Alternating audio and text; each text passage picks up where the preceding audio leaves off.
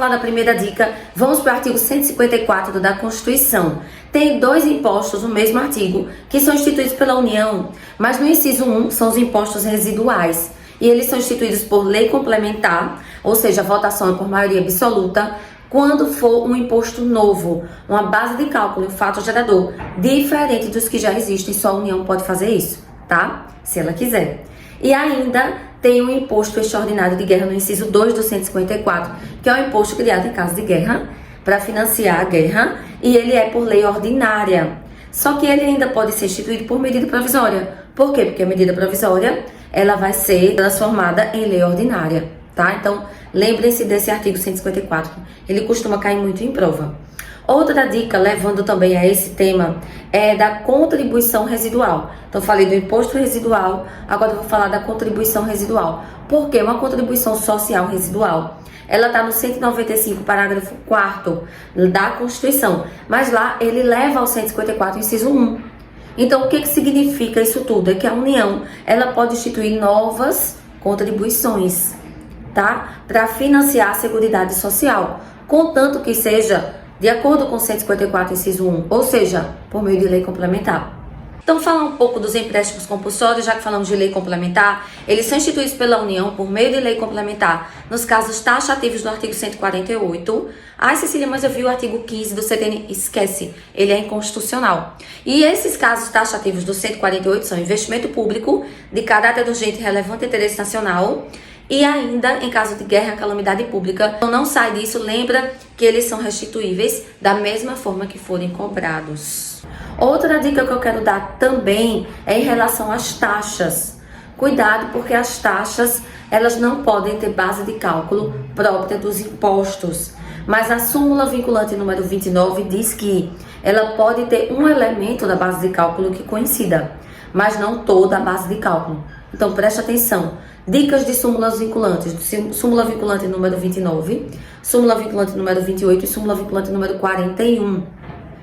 A 41, a maioria de vocês já sabe, que é a contribuição de iluminação pública. É inconstitucional a remuneração por taxa para o serviço de iluminação pública. E, portanto, foi criada a contribuição, que é a CIP ou COSIP, que está no 149A da Constituição Federal. Lembrem-se das exceções dos princípios do artigo 150. Lá no 150 você vai achar legalidade, anterioridade, retroatividade, não limitação ao tráfico de pessoas ou bens, vedação ao confisco, que é aquele da carga exagerada, exacerbada. Mas lembre-se que o princípio da anterioridade anual está no 150, inciso 3, a linha B, que é vedado à União, Estado, DF ou município cobrar tributos no mesmo exercício financeiro em que haja sido publicada a lei. Então, se a lei foi publicada em 2024, o tributo ele só vai ser cobrado em 2025. Só que se for nos últimos meses do ano, lembrem-se da anterioridade nonagesimal, que está no 150, inciso 3C. Ou seja, tem que ter passado também 90 dias. Só que temos exceções. Então, lembrem-se do imposto Réveillon. Ele não obedece à anterioridade nonagesimal. Ele é o imposto de renda. Aumentou no fim do ano, em janeiro está mais caro, ele não obedece aos 90 dias. Outra dica também é em relação ao IPI.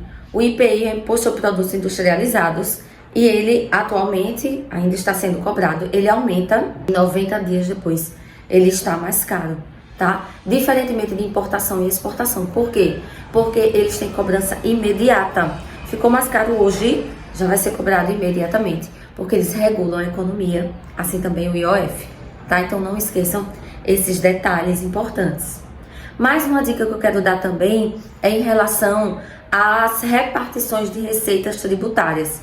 Lembre-se, tem tributos que não são repartidos, como o ITCMD, como os impostos municipais. Eles não são repartidos. Tá? Então lembre-se desses detalhes. O ITR, ele é repartido, a União arrecada e fiscaliza e dá 50% para o município. Porém, o município tem a opção de fiscalizar e arrecadar. A União institui, mas ela delega ao município a capacidade tributária de fiscalizar e arrecadar. Nesse caso, o município fica com 100%. Não faz muita diferença para a União. Ok? Direito financeiro. Vamos dar uma lembrada aí no que tem caído. Quem assiste minhas revisões já sabe disso. Então, o artigo 71, 70 caiu em provas anteriores. Caiu também sobre medida provisória em relação a crédito extraordinário, que pode ser instituído por medida provisória, mas cuidado, porque os outros não podem, tá? Também em relação ao orçamento, nós temos 3 leis para um orçamento, que é o plano plurianual, que está no parágrafo 1º do 165, dá uma lida. A lei de diretrizes orçamentárias, que está no parágrafo 2º do artigo 65 da Constituição, e a lei orçamentária anual, parágrafo 5º do artigo 65.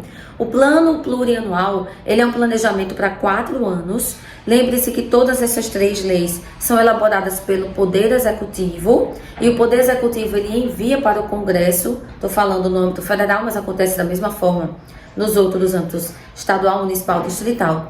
E aí lá no Poder Legislativo eles vão criar uma comissão, no caso do Congresso, uma comissão mista orçamentária, que vai aprovar esse orçamento. Então o plano plurianual ele dura 4 anos, é elaborado no primeiro ano do governo e ele vai elaborar até 31 de agosto, que vai ser para o exercício financeiro seguinte e os outros 2, né? E ainda pega mais um exercício, que é do presidente que vai assumir depois dele. E ainda, então, só resumindo, pega 3 anos do governo dele e 1 ano do próximo, tá? E aí vem a elaboração da lei de diretrizes orçamentárias. Todo ano é elaborada para o ano seguinte e ela é entregue até 15 de abril para o Congresso Nacional.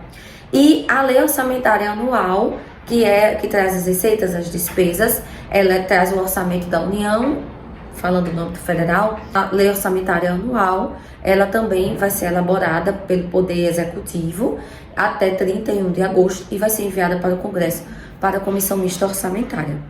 Então era esse o recado que eu queria passar para vocês. Tenham uma excelente prova, vão tranquilos, porque você sabe tudo que estudou e vai cair exatamente o que você estudou, porque é assim que funciona. Boa prova, fiquem com Deus.